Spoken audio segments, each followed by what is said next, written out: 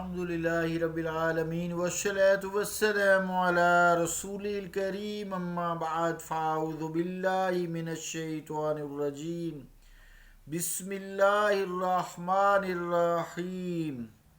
عزیزان گرامی قدر، السلام علیکم ورحمۃ اللہ وبرکاتہ۔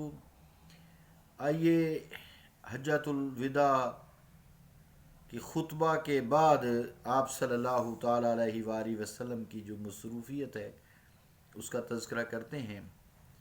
اس کے بعد یہ ٹاپک آج اللہ کے فضل و کرم سے مکمل ہو جائے گا۔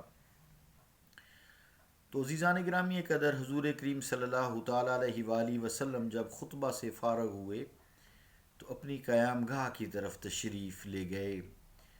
ظہر عصر کی نماز ابطح میں ادا کی۔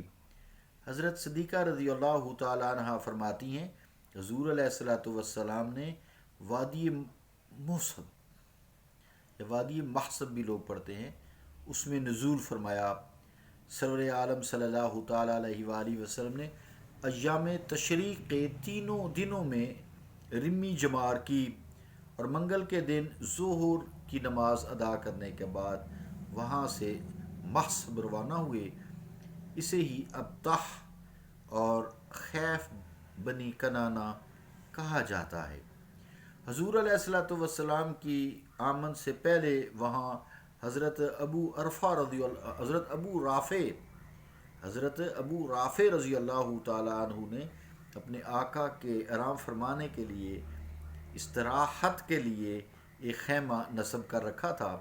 حضور علیہ الصلوۃ والسلام نے ظہر، عصر، مغرب اور عشاء کی نمازیں وہاں ہی ادا فرمائیں۔ کچھ دیر پھر آرام فرمایا۔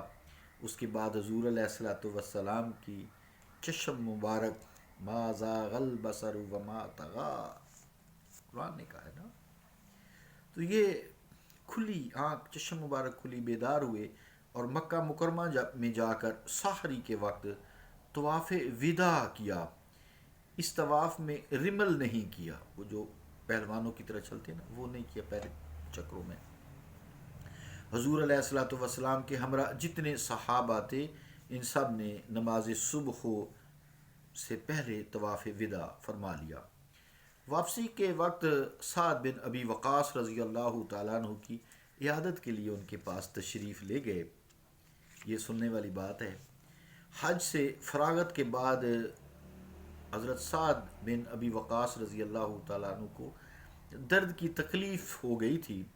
حضور جب ان کے پاس پہنچے تو انہوں نے عرض کی، یا رسول اللہ، میری درد کی تکلیف حضور علیہ الصلوۃ والسلام تو ملاحظہ فرما ہی رہے ہیں، میں کافی دولت مند ہوں، میری وارث میری صرف ایک بچی ہے، کیا میں 2/3 مال اپنے مال سے صدقہ کر دوں؟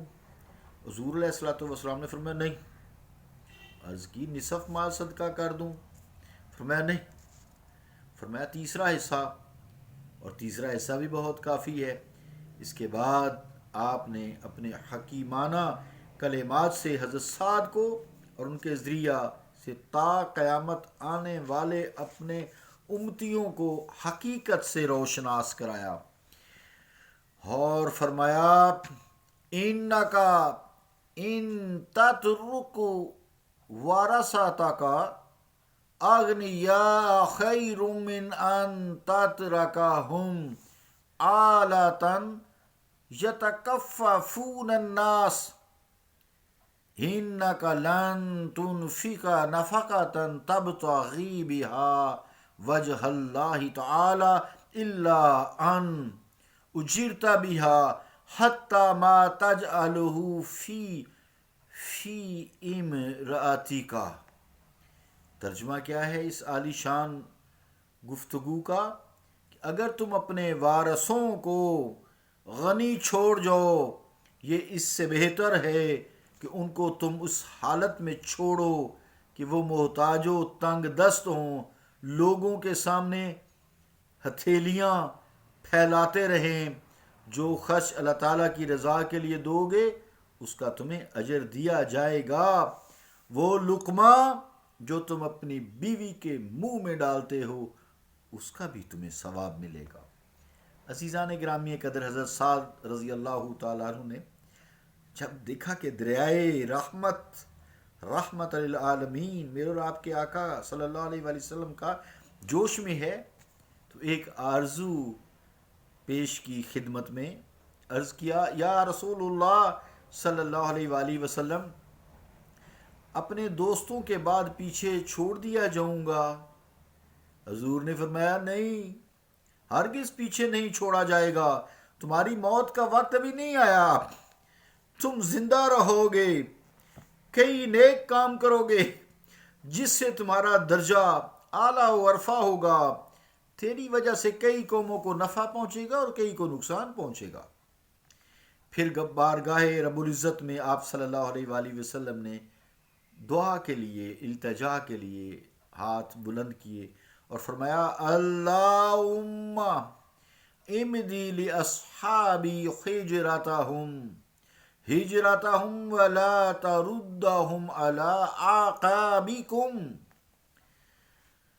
میں دوبارہ پڑھتا ہوں، اس میں ایک آخری لفظ غلط ہو گئے، اللہم امدی لاصحابی ہجرتہم ولا تردہم علی اعقابہم، میں یہاں کم میں نے کہہ گیا، معافی چاہتا ہوں۔ اے اللہ میرے صحابہ کی ہجرت کو جاری رکھ، وہ اپنی ایڑیوں کے بل نہ لوٹا دیے جائیں۔